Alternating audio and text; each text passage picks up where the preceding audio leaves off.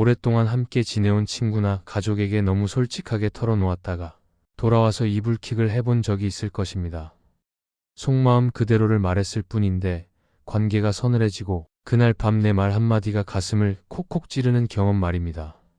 정양용 역시 관직에 있던 젊은 시절 정치적 소신을 거침없이 드러냈다가 한순간에 사람들 사이에서 고립되는 일을 겪고 나서야 진심과 입은 항상 같은 속도로 움직이면 안 된다는 사실을 깨달았습니다.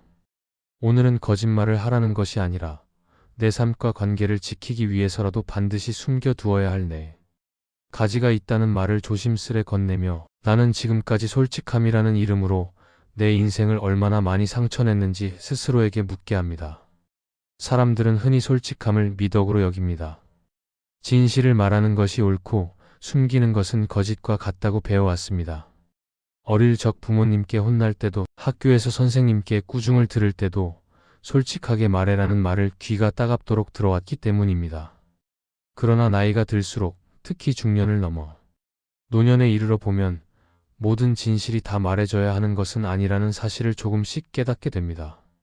어떤 진실은 입 밖으로 나오는 순간 관계를 베고 어떤 진실은 침묵 속에 있을 때 오히려 서로를 보호한다는 것을 배우게 됩니다. 정양용이 강진으로 유배를 떠나기 전 한양의 관료들 사이에서 그는 똑똑하지만 입이 가벼운 사람으로 알려져 있었습니다. 옳다고 생각하는 것을 주저없이 말하고 잘못되었다고 여기는 것을 가차없이 비판했습니다. 그 솔직함이 때로는 왕의 귀에 들어가 칭찬을 받기도 했지만 더 많은 경우에는 동료들의 미움을 사고 정적들의 공격 빌미를 제공했습니다. 결국 그는 18년이라는 긴 유배 생활을 시작하게 되었고 그곳에서 비로소 침묵의 무게를 배우게 되었습니다. 말을 아끼는 것이 비겁함이 아니라 때로는 가장 강한 힘이라는 것을 깨달은 것입니다. 유배지에서 그는 농부들과 어부들을 만나며 그들이 평생 입을 다물고 살아온 이유를 천천히 이해하게 되었습니다. 가난한 이들은 자신의 어려움을 함부로 말하지 않았고 작은 기쁨이 생겨도 크게 떠들지 않았습니다. 누군가 잘 되었다는 소식을 들어도 질투를 드러내지 않았고 누군가 어려움에 처했다는 말을 들어도 함부로 입에 올리지 않았습니다. 그들은 말이 칼이 될 수 있다는 것을 그리고 침묵이 방패가 될 수 있다는 것을 본능적으로 알고 있었던 것입니다. 어느 겨울밤 정양용은 한 노인과 마주 앉아 차를 마시고 있었습니다. 노인은 평생 한 마을에서 살아온 사람이었고 동네 사람들 모두가 그를 신뢰했습니다. 정양용이 물었습니다. 어르신께서는 어떻게 그토록 오랫동안 모든 이들과 좋은 관계를 유지하십니까? 노인은 잠시 침묵하다가 조용히 대답했습니다. 나는 말을 많이 하지 않습니다. 특히 내 가지는 절대 입 밖으로 내지 않습니다. 정양용은 그 말에 귀를 기울였고 노인은 천천히 이야기를 이어갔습니다. 그날 밤의 대화는 정양용의 남은 생애를 바꾸어 놓았습니다. 그는 노인의 말을 곱씹으며 자신이 관직에 있을 때 얼마나 많은 말을 함부로 했는지 그리고 그 말들이 얼마나 많은 사람들에게 상처를 주었는지 돌아보게 되었습니다. 솔직함이라는 이름으로 남의 약점을 건드렸고 정의라는 이름으로 남의 자존심을 짓밟았으며 친밀함이라는 이름으로 남의 비밀을 함부로 다루었던 것입니다. 그는 깨달았습니다. 진짜 지혜는 모든 것을 말하는 능력이 아니라 말하지 않을 것을 가려내는 능력이라는 것을 말입니다. 나이가 들수록 주변에서 자식 자랑, 재산 자랑, 여행 자랑을 들을 때 기쁜 마음과 함께 알 수 없는 씁쓸함이 스며들 때가 있습니다. 정양용은 과거에 급제했을 때도 왕에게 특별 칭찬을 들었을 때도 일부러 집 안에서만 조용히 축하했고 친척 집을 돌며 자랑하고 다니지 않았다고 전해집니다. 그는 사람의 마음은 축하와 질투가 한 그릇에 담겨 있다며 남의 어려움을 알면서도 내 기쁨을 거리낌 없이 늘어놓는 것은 솔직함이 아니라 무심함이라고 보았습니다. 그래서 노년의 기쁨일수록 더 적은 사람에게 더 조용하게 나누어야 관계가 오래 간다는 것, 지금 나는 내 행복을 나누고 있는지 과시하고 있는지를 한번 가늠해 보라고 권합니다.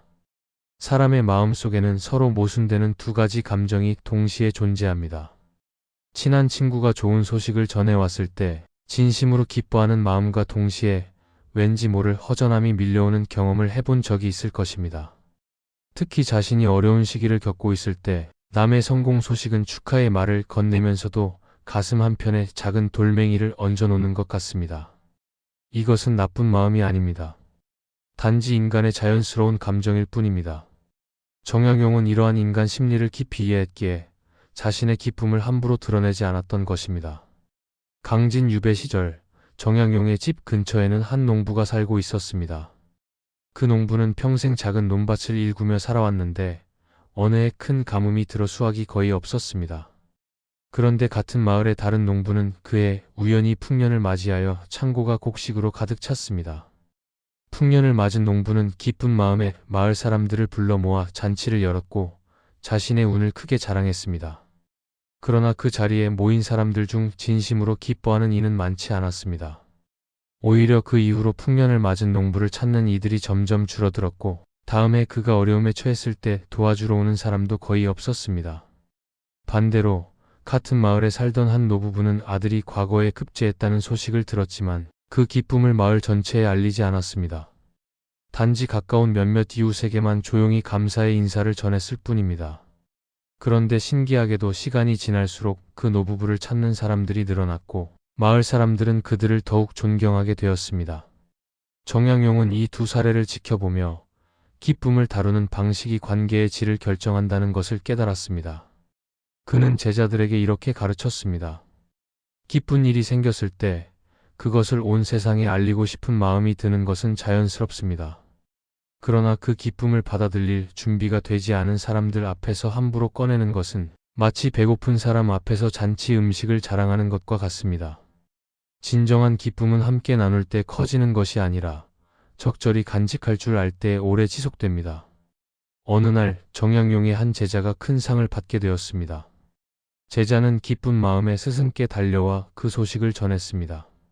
정약용은 조용히 축하하며 물었습니다. 그 기쁨을 몇 사람에게 말했는가? 제자는 이미 많은 사람들에게 알렸다고 대답했습니다. 정약용은 잠시 침묵하다가 말했습니다. 기쁨을 나누는 것은 좋지만 그 기쁨이 다른 이들의 마음에 그림자를 들이우지 않도록 조심해야 합니다.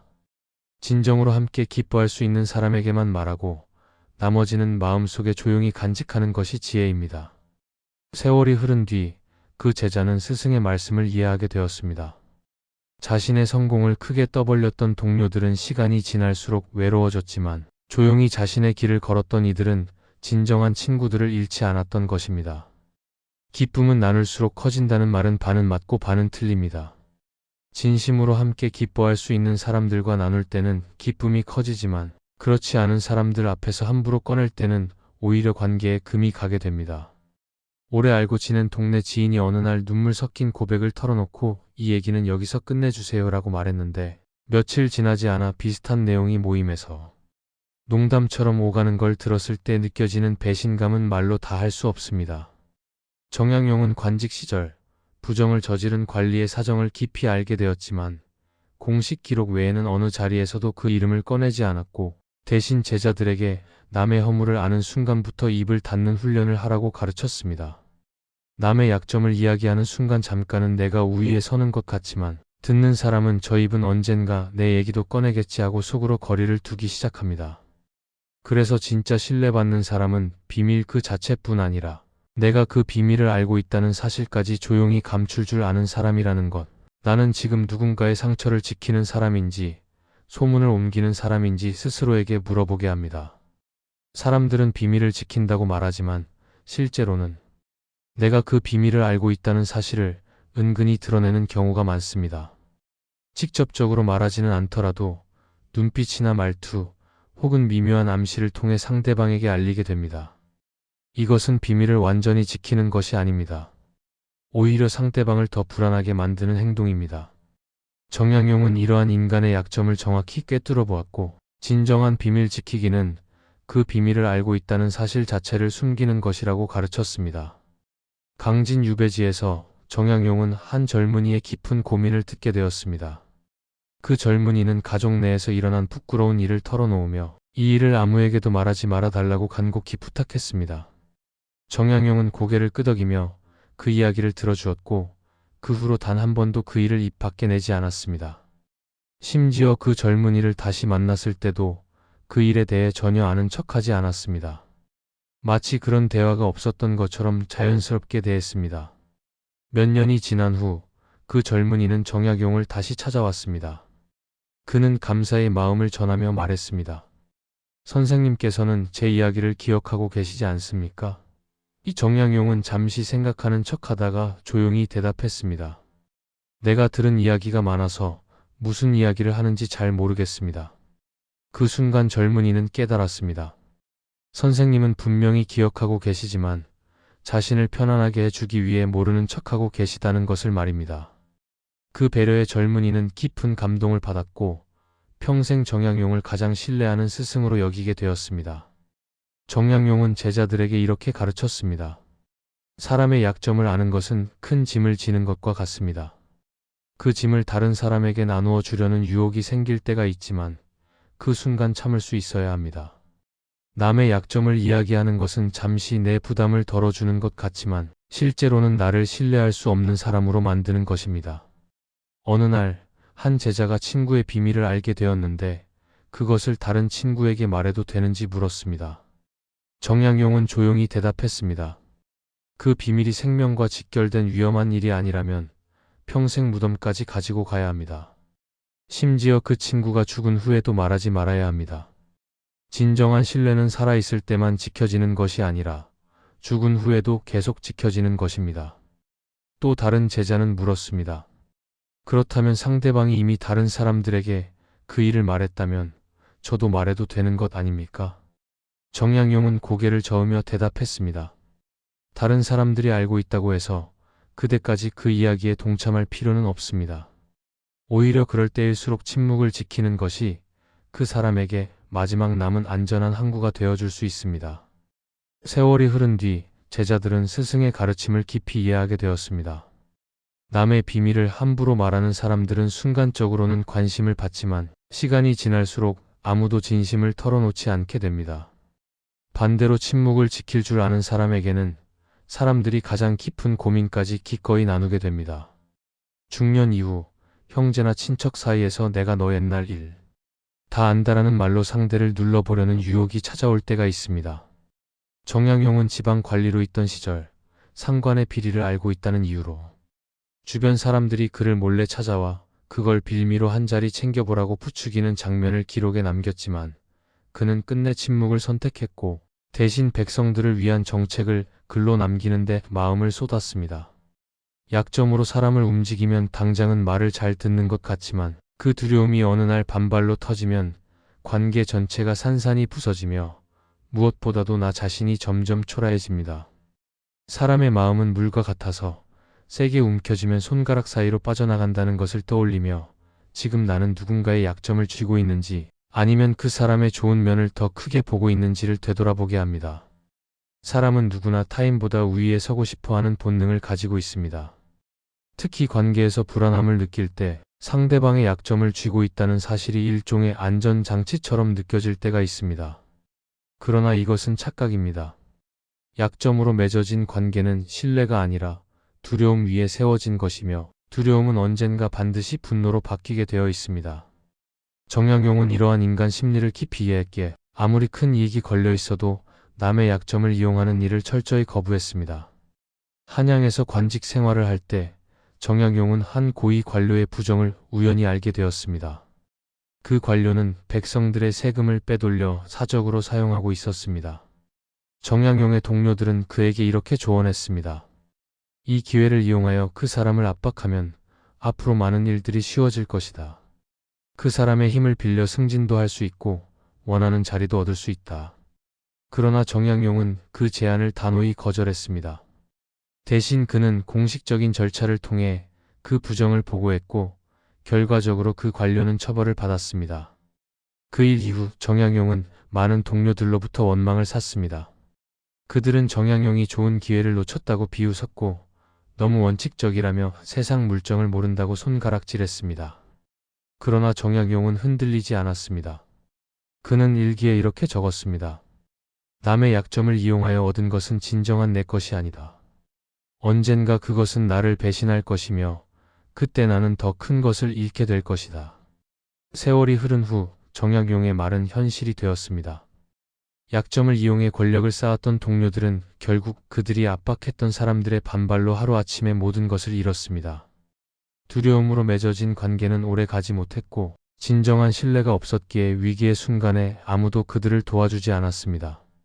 반대로 정약용은 비록 유배를 가는 어려움을 겪었지만 그를 믿고 따르는 제자들과 백성들의 마음만큼은 잃지 않았습니다. 강진 유배지에서 정약용은 한 젊은 제자에게 이렇게 가르쳤습니다. 사람을 움직이는 방법에는 두 가지가 있습니다. 하나는 두려움으로 움직이게 하는 것이고 다른 하나는 존경으로 움직이게 하는 것입니다. 두려움은 빠르게 효과를 보이지만 오래 가지 못하고 존경은 천천히 쌓이지만 평생 지속됩니다. 어떤 방법을 선택할 것인지는 그대의 몫이지만 그 선택이 그대의 인생을 결정할 것입니다. 어느 날 한 제자가 형제 간의 갈등으로 고민을 토로했습니다. 동생이 과거에 저지른 실수를 알고 있는데 그것을 이용해 동생을 통제하고 싶은 유혹이 든다는 것이었습니다. 정약용은 조용히 물었습니다. 그렇게 하면 동생이 그대를 존경하게 될까요? 아니면 두려워하게 될까요? 이 제자는 잠시 생각하다가 대답했습니다. 아마도 두려워하게 될 것입니다. 정약용은 고개를 끄덕이며 말했습니다. 그렇다면 그것은 형제 관계를 지키는 방법이 아니라 파괴하는 방법입니다. 진정으로 동생을 이끌고 싶다면 약점이 아니라 장점을 보아 주어야 합니다.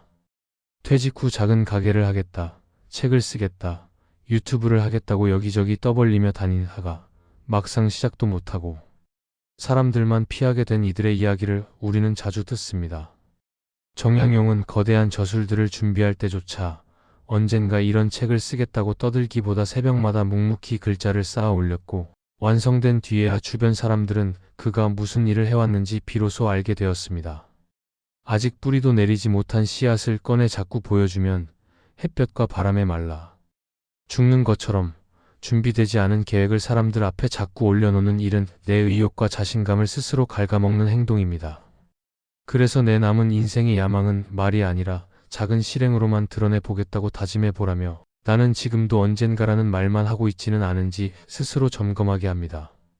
사람들은 꿈을 말하는 것만으로도 마치 그것을 이룬 것 같은 착각에 빠지곤 합니다. 큰 계획을 이야기할 때 주변 사람들이 감탄하고 응원해주면 그 순간의 만족감이 실제로 일을 시작하려는 동력을 오히려 약화시킵니다. 심리학에서는 이것을 목표 대체 효과라고 부르지만 정약용은 이미 500년 전에 이 원리를 꿰뚫어 보았습니다. 그는 말보다 행동이 먼저여야 하고 계획보다 실행이 앞서야 한다고 가르쳤습니다. 강진 유배 시절 정약용은 무려 500여 권에 달하는 방대한 저술을 남겼습니다. 그러나 그가 유배지에 도착했을 때 주변 사람들에게 나는 이제부터 큰 책을 쓸 것이다라고 선언하지 않았습니다. 대신 매일 새벽 일찍 일어나 조용히 붓을 들었고 하루에 몇 줄이라도 꾸준히 글을 써내려갔습니다. 이웃 사람들은 그가 무엇을 하는지 잘 몰랐고 단지 매일 아침 일찍 일어나는 부지런한 선비라고만 생각했습니다. 몇 년이 지난 후 한 제자가 정약용의 서재를 정리하다가 쌓여있는 원고 더미를 발견하고 깜짝 놀랐습니다. 선생님, 이 모든 것을 언제 쓰셨습니까? 저희는 선생님께서 이토록 큰 작업을 하고 계신 줄 전혀 몰랐습니다. 정약용은 조용히 미소 지으며 대답했습니다. 말하지 않았을 뿐입니다. 말하는 시간에 한 글자라도 더 쓰는 것이 낫다고 생각했습니다. 그는 제자들에게 이렇게 가르쳤습니다. 큰 일을 이루고 싶다면 그 일에 대해 말하는 시간을 줄이고 실제로 하는 시간을 늘려야 합니다. 사람들은 말을 들으면 기대를 하게 되고 그 기대가 부담이 되어 오히려 일을 시작하지 못하게 됩니다. 반대로 아무 말 없이 조용히 일을 진행하면 실패하더라도 부끄럽지 않고 성공하면 더 큰 기쁨을 느낄 수 있습니다. 어느 날 한 젊은 제자가 큰 포부를 안고 정약용을 찾아왔습니다. 그는 앞으로 백성을 위한 새로운 농법을 연구하여 책을 쓰겠다고 열정적으로 이야기했습니다. 정약용은 조용히 듣고 난 후 물었습니다. 그 농법에 대해 직접 실험해 보았습니까? 그 제자는 아직 계획 단계라고 대답했습니다. 정약용은 부드럽게 말했습니다. 그렇다면 먼저 실험부터 시작하십시오. 그리고 결과가 나올 때까지는 다른 사람들에게 말하지 마십시오. 계획을 말하는 것은 쉽지만 실행을 완수하는 것은 어렵습니다. 말이 앞서면 실행이 뒤따르지 못합니다. 10년이 지난 후 그 제자는 정약용의 가르침을 깊이 이해하게 되었습니다. 처음에는 스승의 말씀이 너무 엄격하다고 생각했지만 실제로 조용히 실험을 진행하면서 많은 실패를 겪었고, 만약 그 계획을 미리 여기저기 말하고 다녔다면 중간에 포기했을 것이라는 것을 깨달았습니다. 결국 그는 10년 만에 성공적인 결과를 얻었고, 그때 비로소 주변 사람들에게 자신의 성과를 조용히 나누었습니다. 정약용의 이러한 가르침은 오늘날에도 여전히 유효합니다. 소셜미디어 시대의 사람들은 계획 단계부터 모든 것을 공유하려고 합니다. 그러나 그럴수록 실제로 완수하는 사람은 줄어듭니다. 내가 너를 어떻게 도왔는데라는 말을 입에 달고 사는 부모나 친척을 떠올리면 도움을 받은 사람도 마음이 편치 않습니다. 정약용은 고향 마을 냇가에 임시 다리를 놓아 백성들이 장에 다니기 편하게 해준 뒤 자신의 이름이 새겨진 비석을 세우자는 제안을 단호히 거절하고, 다리가 오래 남을수록 누가 했는지는 잊혀지는 편이 낫다고 말했습니다. 선행을 떠들기 시작하는 순간 그 행동은 나의 순수함을 증명하는 것이 아니라 상대에게 빚을 떠안기는 도구가 되고, 결국 감사는 사라지고 부담과 원망만 남게 됩니다. 그래서 진짜 배려는 상대가 모르는 곳에서, 그리고 시간이 지나도 굳이 상기시키지 않는 방식으로 해야 한다는 것. 나는 지금까지 한 친절을 몇 번이나 말로 다시 꺼내고 있는지 조용히 돌아보게 합니다. 사람은 누구나 자신이 베푼 선행을 인정받고 싶어 합니다. 이것은 자연스러운 욕구입니다. 그러나 그 욕구를 충족시키는 순간 선행의 순수함은 사라지고 거래의 성격을 띠게 됩니다. 도움을 받은 사람은 감사함보다는 빚진 느낌을 받게 되고, 시간이 지날수록 그 부담이 원망으로 바뀌는 경우가 많습니다.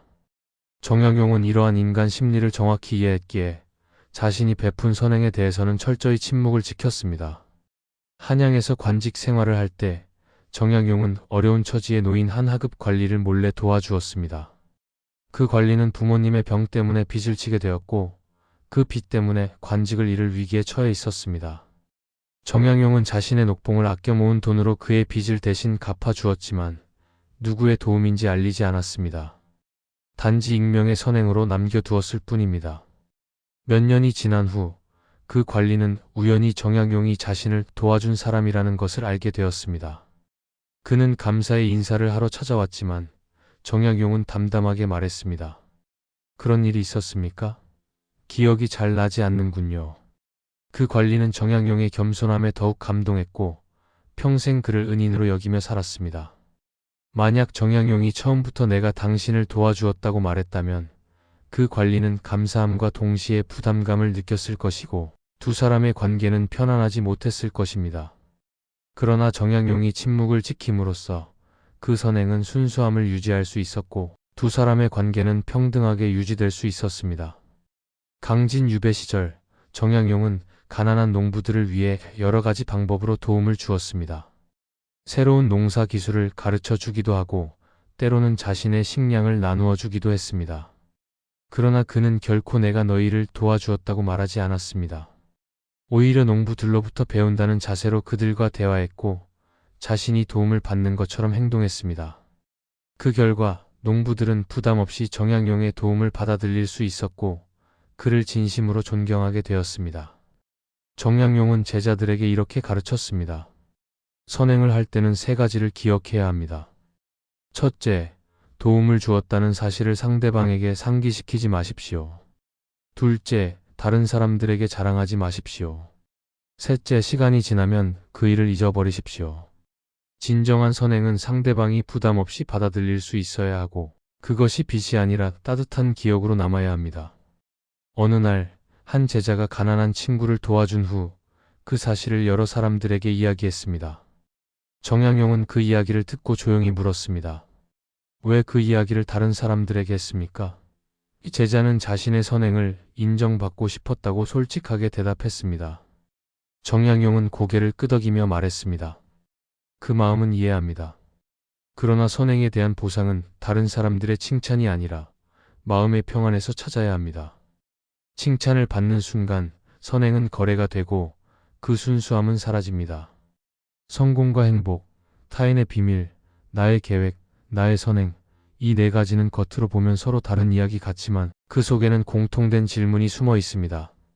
이 말을 지금 꺼내는 것이 정말로 관계를 살리는가? 아니면 내 마음의 허영을 채우는가라는 질문입니다.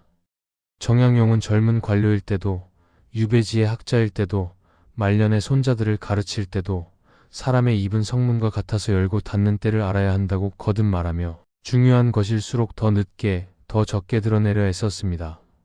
숨긴다는 것은 상대를 속이려는 마음에서가 아니라 내 삶과 주변 사람들의 평안을 지키려는 마음에서 나올 수 있다는 사실을 이해하는 순간 우리는 솔직함과 지킴 사이의 새로운 균형을 배워가게 됩니다. 우리 사회는 오랫동안 솔직함을 미덕으로, 숨기는 것을 악덕으로 가르쳐 왔습니다. 그러나 정약용은 이러한 이분법적 사고를 거부했습니다. 그는 솔직함과 숨김이 서로 대립하는 개념이 아니라 상황에 따라 선택해야 하는 지혜의 문제라고 보았습니다. 때로는 솔직하게 말하는 것이 관계를 살리지만 때로는 침묵하는 것이 더 큰 사랑입니다. 때로는 진실을 드러내는 것이 정의이지만 때로는 그것을 감추는 것이 더 큰 배려입니다. 강진 유배 시절 정약용은 한 제자와 긴 대화를 나누었습니다. 제자는 최근 친구와의 갈등으로 고민하고 있었습니다. 친구가 잘못을 저질렀는데 그것을 솔직하게 말해야 할지 아니면 모른 척해야 할지 고민이라는 것이었습니다. 정약용은 조용히 물었습니다. 그 잘못을 말하는 것이 친구를 위한 것입니까? 아니면 당신의 의로움을 증명하기 위한 것입니까? 이 제자는 한참을 생각하다가 대답했습니다. 솔직히 말하면 둘 다인 것 같습니다. 정약용은 고개를 끄덕이며 말했습니다. 그렇다면 잠시 기다려 보십시오. 진정으로 친구를 위하는 마음만 남을 때까지 말입니다. 이로움을 증명하려는 마음이 섞여 있으면 그 말은 친구를 돕는 것이 아니라 상처를 주게 됩니다. 때로는 침묵이 가장 큰 도움이 될 수 있습니다. 제자는 스승의 말씀을 따라 잠시 기다렸고 시간이 지나면서 친구가 스스로 잘못을 깨닫고 고치는 모습을 보게 되었습니다. 만약 그가 성급하게 친구의 잘못을 지적했다면 관계는 깨졌을 것입니다. 정약용은 네 가지를 숨기라고 가르쳤지만 그것은 모든 것을 숨기라는 뜻이 아니었습니다. 오히려 무엇을 말하고 무엇을 숨길지를 분별하는 지혜를 가르친 것입니다. 성공과 행복은 함께 기뻐할 수 있는 사람에게만 조용히 나누고 타인의 비밀은 무덤까지 가져가며 나의 계획은 실행으로 먼저 보여주고 나의 선행은 상대방의 부담이 되지 않도록 감추라는 것이었습니다. 이 네 가지 원칙의 공통점은 무엇일까요? 바로 관계를 지키고 상대방을 배려하며 나 자신의 허영을 경계하는 것입니다. 성공을 자랑하지 않는 것은 상대방의 마음을 배려하는 것이고 비밀을 지키는 것은 신뢰를 쌓는 것이며 계획을 말하지 않는 것은 나 자신의 의욕을 지키는 것이고 선행을 숨기는 것은 상대방의 자존심을 지키는 것입니다. 정약용은 말년의 손자들에게 이렇게 가르쳤습니다. 세상에는 두 종류의 사람이 있습니다. 모든 것을 말하는 사람과 말할 것과 숨길 것을 구분하는 사람입니다. 전자는 순간적으로는 주목을 받지만 시간이 지날수록 신뢰를 잃고 후자는 처음에는 조용하지만 시간이 지날수록 존경을 받습니다. 어떤 사람이 되고 싶은지는 여러분의 선택입니다. 결국 이 영상이 건네고 싶은 말은 단순합니다.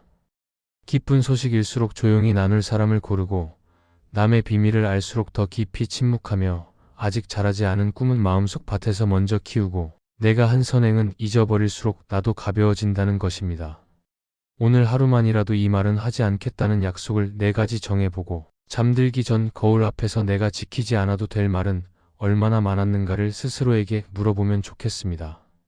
입을 잘 지키는 사람은 결국 사람과 복이 모여든다는 정약용의 태도를 떠올리며 말 많은 세상 속에서도 조용히 그러나 단단하게 자기 길을 걷는 노년이 되기를 권하며 이야기를 맺습니다. 현대 사회는 점점 더 많은 말을 요구합니다. 소셜미디어는 우리에게 끊임없이 생각을 공유하고 감정을 표현하고 일상을 기록하라고 부추깁니다. 침묵은 소통의 부재로 숨김은 불성실함으로 여겨지는 시대입니다. 그러나 정약용은 이미 500년 전에 경고했습니다. 모든 것을 말하는 사람은 결국 아무것도 지키지 못한다고 말입니다. 정약용의 말년, 강진에서 한양으로 돌아온 후 많은 사람들이 그를 찾아왔습니다. 그들은 18년간의 유배 생활에 대해 궁금해했고 그 긴 시간 동안 어떻게 견뎠는지 물었습니다. 정약용은 그들의 질문에 상세하게 답하지 않았습니다. 단지 조용히 미소 지으며 말했습니다. 침묵을 배웠습니다. 그것으로 충분했습니다. 사람들은 그의 대답을 이해하지 못했습니다. 어떻게 침묵이 18년의 유배를 견디는 힘이 될 수 있단 말입니까? 정약용은 설명했습니다. 유배지에서 저는 말을 아끼는 법을 배웠습니다. 원망을 입 밖으로 내지 않고 분노를 말로 표현하지 않으며 외로움을 하소연하지 않았습니다. 대신 그 에너지를 글을 쓰고 백성을 연구하고 제자를 가르치는 데 쏟았습니다.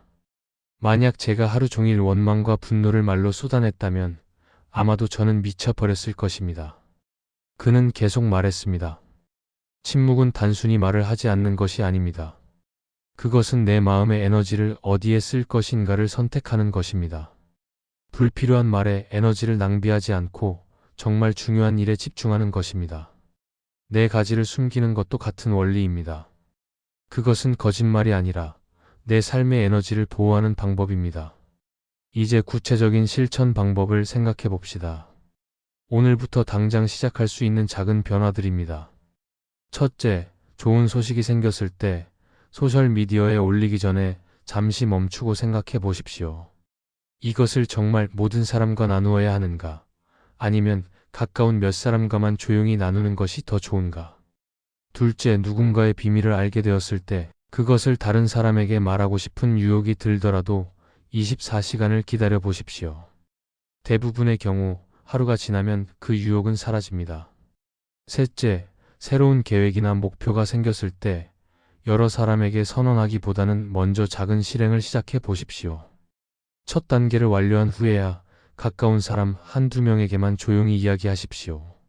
넷째, 누군가를 도와주었을 때 그 사실을 상대방에게 상기시키고 싶은 마음이 들더라도 참으십시오. 대신 그 순간의 따뜻한 기억을 마음속에 간직하고 그것으로 충분하다고 여기십시오. 정약용은 생애 마지막 날까지 이 원칙을 지켰습니다. 그가 세상을 떠나기 며칠 전 손자들이 곁에 모여 있었습니다.